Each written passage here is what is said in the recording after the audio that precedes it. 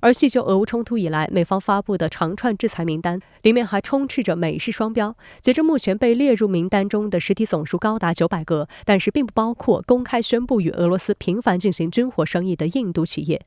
路透社称，自俄乌冲突爆发以来，美国对俄实施的大量制裁有很大一部分是禁止进口源于俄罗斯的能源产品。然而，印度却利用这一禁令大举购入俄罗斯打折的原油，经过加工后再出口到美国。然而，美国对于印度违反其制裁令的行为是怒而不发，最终没有在任何一次制裁中将印度实体列入名单。分析认为，这是因为印度在美国印太战略中扮演关键角色，因此不愿将矛头对准印度。但恰恰如此，侧面反映了美国的双标本质。实际上是表明了美国试图将这个制裁工具作为其大国竞争的这样一个重要武器，本质上还是为了美国整个霸权竞争的这样一个需要。观察指出，遏制中国发展才是美方的真实目的。除了涉俄因素，美方近期还不断操弄涉疆议题，干涉外企在华正常经营。美国会众议院中国问题特别委员会主席加拉格尔近期向德国汽车巨头大众公司施压，要求该公司停止在新疆内业务，理由仍是所谓强迫劳动。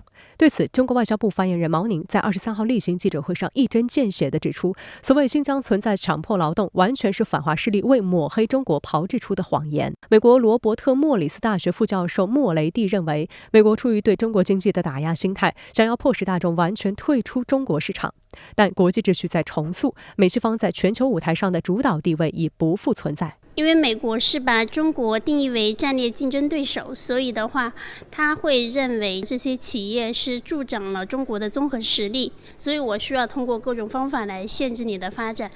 俄乌军事冲突已进入第3个年头，战争还在延续，能打出输赢吗？您对此怎么看呢？主持人好，对于俄乌军事冲突，现在说输赢呢，其实有点困难，很难确定谁输谁赢。也许呢，我们可以从战略和战术2个层面来看问题。从战略上讲呢，美国和北约似乎是赢家，把前线呢直接延伸到俄罗斯边境。当然呢，乌克兰在美国和北约眼中呢是一枚棋子。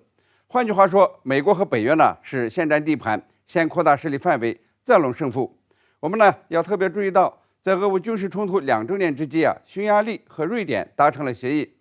瑞典向匈牙利出售4架鹰狮战斗机，匈牙利呢议会将批准瑞典加入北约。这样呢，以前反对瑞典、芬兰加入北约的所有障碍都移开了。美国和北约援乌抗俄，目的呢就是要进一步东扩，缩小俄罗斯的势力范围。所以呢，从战略上讲，美国和北约的目的呢基本达到了。乌克兰呢是被打烂打碎了，今后的重建呢将更加困难。但是美国和北约呢直接冲到俄罗斯边境了，特别是芬兰和瑞典2个中立国的选边站，使得俄罗斯对乌开战不仅没有阻止北约东扩，反倒呢让北约把前线给推进到俄罗斯边境。这好像呢不能说是俄罗斯在战略上获胜。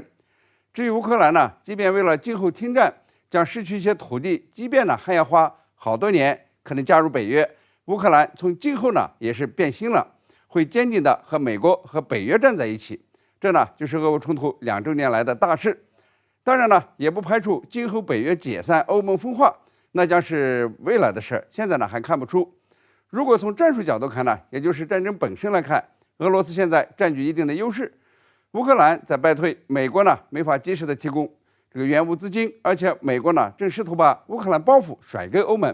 其实呀，即便美国对乌军援600亿美元能够提供，乌克兰要夺回失去的领土，打败俄罗斯也是比较困难的，甚至说呢基本没可能。俄罗斯的人口是乌克兰的3倍多，经济规模呢是乌克兰的10倍以上，加上俄罗斯在过去2年加快实现这个武器装备现代化，自己制造的新武器和从盟友那儿获得的无人机、导弹已经投往战场，所以呢，乌克兰要获胜是比较困难的，能够维护目前所有的领土就很不错。我的大致判断是，今年呢，俄乌仍将打仗，双方呢将继续拉锯和僵持。那么年底美国大选揭晓以后，可能呢就要讨论是否停战。在俄乌冲突2周年之际呢，我们看到的是战略上美国和北约的图谋基本得逞，战术上呢俄罗斯占据优势，而乌克兰呢在战略和战术上都是输家。自己的国家呢被打烂了，还得靠外部势力供血才能够生存，这是多么的可怜。这几天，美国和欧盟、英国都宣布对俄罗斯加码制裁。那您认为美方号称毁灭性的制裁措施能打垮俄罗斯战时经济吗？相比欧美对俄以往的制裁，这一轮制裁呢，其实不算什么。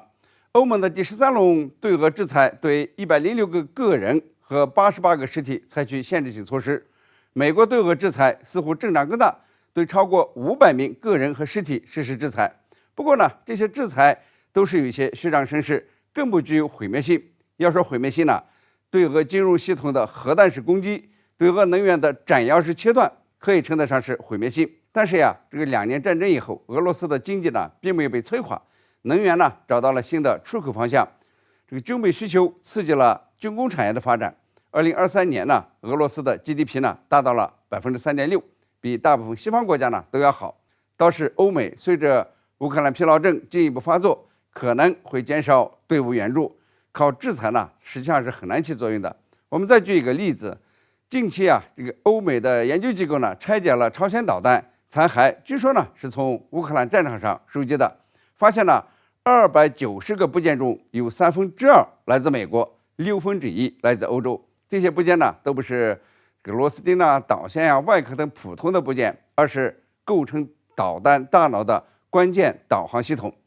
美欧对朝鲜制裁了几十年都没能够制裁得了，人家呢都能够突破限制，制造出先进的导弹。那么制裁俄罗斯的结果呢就可想而知了。制裁呢是制服不了俄罗斯的，美欧重新检讨其地缘战略，也许呢才是停战谈和平的正确路径。2月24号是俄乌冲突2周年的日子，当天欧盟委员会主席冯德莱恩等4位西方领导人仍赶赴基辅，七国集团也召开峰会，口头表达对乌克兰的支持。北约秘书长斯托尔滕贝格还宣称，乌克兰加入北约只是迟早的问题。这话里有话的到底是什么意思？另一方面，美国宣布对俄罗斯的毁灭性制裁，500多项条款宣称要堵住此前的所有漏洞。但为何俄罗斯经济表现强于大多数西方国家？来看分析。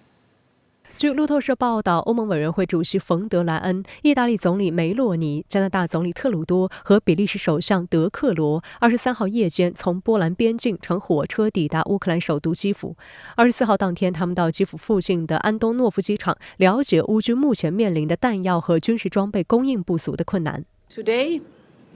we're here to tell you that Europe will continue to stand at your side.For as long as it takes. 意大利和加拿大还承诺数十亿美元的援助，但有欧洲舆论认为，承诺归承诺，现实是美西方的真金白银和真枪实弹已经很久没有送往乌克兰了。